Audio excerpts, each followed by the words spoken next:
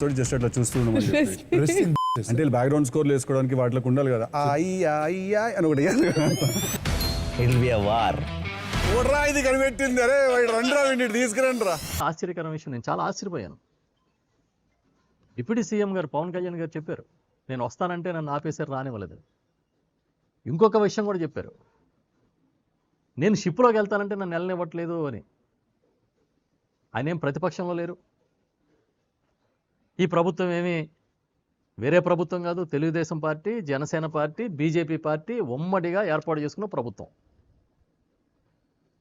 ఒక డిప్యూటీ సీఎంని 6 నెలల నుంచి ఆపింది ఎవరు? షిప్లోకి వెళ్తానంటే అనుమతి ఇవ్వనిది ఎవరు? న్యాచురల్గా ఒక డిప్యూటీ సీఎంని ఆపాలంటే అంతకన్నా పై స్థాయి వాళ్ళే కదా ఆపాలి, కింద స్థాయి వాళ్ళు అయితే ఆపలేరు. అంటే ఎవరై ఉంటారని, ఎవరు ఆపుంటారని, ఎందుకు ఆపుంటారని ఈ ప్రశ్నలన్నీ ఇవాళ సామాన్యులు కూడా వస్తున్నాయి. తప్పు కదా పాపం, ఆయన దీన్ని నిగ్గు తేలుస్తానని చెప్పి ఆయన వస్తాయంటే అలా ఆపాలని ప్రయత్నం చేయడం అంటే ఈయనకన్నా పై స్థాయి వాళ్ళు ఆపుంటారనేది మనకు అర్థమవుతుంది.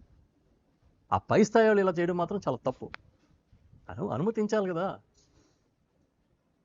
ఇవాళ ఆయన వచ్చారు పాపం, ఆయన చెప్పాడు, నేను ప్రెస్ మీట్లో కూడా చూశాను, ఆ షిప్పుల దగ్గరికి వెళ్ళనివ్వలేదు, చిన్న చిన్న డాక్స్ కూడా వెళ్తూ ఉన్నాయి, మాది ఎందుకు అనుమతించలేదని ఆయన అడుగుతూ ఉన్నారు అధికారులని.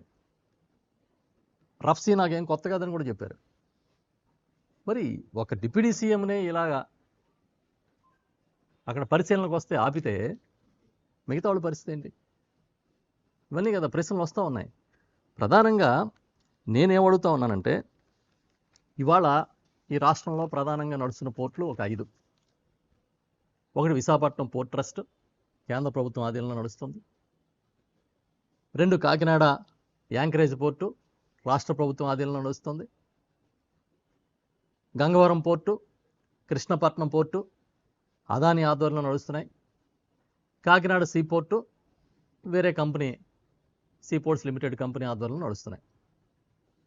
ఇప్పుడు ఈ అక్రమాలు జరుగుతున్నాయి అనేది అంతా కూడా రాష్ట్ర ప్రభుత్వ ఆధీనంలో జరుగుతున్న పోర్టులోనే.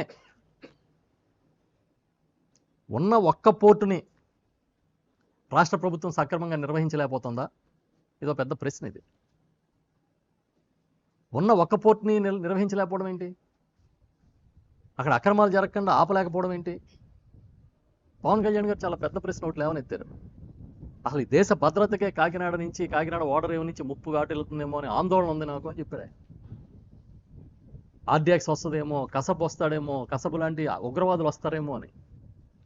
అసలు ఇది సాధ్యమా? వస్తే ఎవరు తప్పు? ఉగ్రవాదులు లాంటి వాళ్ళు కానీ, లేకపోతే ఆర్డిఎక్స్ లాంటి పేలుడు పదార్థాలు కానీ ఇక్కడికి వస్తే ఎవరిది తప్పు? రాష్ట్ర ప్రభుత్వం ఆధీనంలో నడుస్తున్న పోర్ట్లో నిజంగా అలాంటి కార్యకలాపాలని అడ్డుకోలేకపోతే ఎవరు తప్పు? రాష్ట్ర ప్రభుత్వందే కదా. అయితే మరొక విషయం ఏంటంటే, 2014 నుంచి భారతీయ జనతా పార్టీ ఆధీనంలోనే కేంద్ర ప్రభుత్వం నడుస్తుంది. దేశ భద్రతకు సంబంధించిన అన్ని అంశాలు కూడా కేంద్ర ప్రభుత్వమే చూస్తుంది. అది కాకుండా ఇక్కడ పోర్టులు ఉన్నాయనే ఉద్దేశంతో ఈ తీర ప్రాంతాల్లో గస్తీ కోసం కోస్ట్ గార్డ్ ఉంది, కోస్ట్ గార్డ్ కూడా పనిచేస్తుంది. అయినా సరే పోర్టు భద్రతకి ముప్పు ఉంది, లేదా పోర్టు ద్వారా కాకినాడకి ముప్పు ఉందని సాక్షాత్తు ఒక డిప్యూటీ చీఫ్ మినిస్టర్ ఆందోళన వ్యక్తం చేయడాన్ని తక్కువగా చూడకూడదు మనం. ఎందుకంటే ఇది కాకినాడ ఈ తీర ప్రాంత బ్రాండ్ ఇమేజ్కే విఘాతం కలిగించేది. ఇది ఒకవేళ నిజంగా అలాంటి ప్రమాదాలు కానీ ఉంటే, జరిగే అవకాశాలు ఉంటే. నేను ఇంకొకటి కూడా చూసా, నిన్న అధికారులు రాలేదు ఎన్నికల నిబంధనల వల్ల అని చెప్తా ఉన్నారు. నేనేం చెప్తా ఉన్నానంటే, ఓకే, కలెక్టర్ గారు ఇచ్చిన నివేదిక ఏంటి?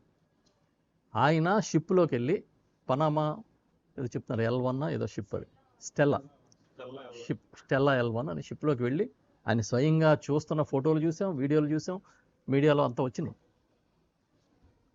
మరి ఆయన వెళ్ళగా డిప్యూటీ సీఎంని ఎలాగ ఆపారు? ఇవన్నీ ఈ ప్రభుత్వంలో ఏం జరుగుతుంది? సివిల్ సప్లైస్ డిపార్ట్మెంటు పకడ్బందీగా పనిచేస్తే, లూప్ హోల్స్ లేకుండా ముందుకి ఈ వ్యవస్థను తీసుకెళ్ళి ఉంటే, ఎందుకంటే ఆల్రెడీ చెక్ పోస్టులు పెట్టారు.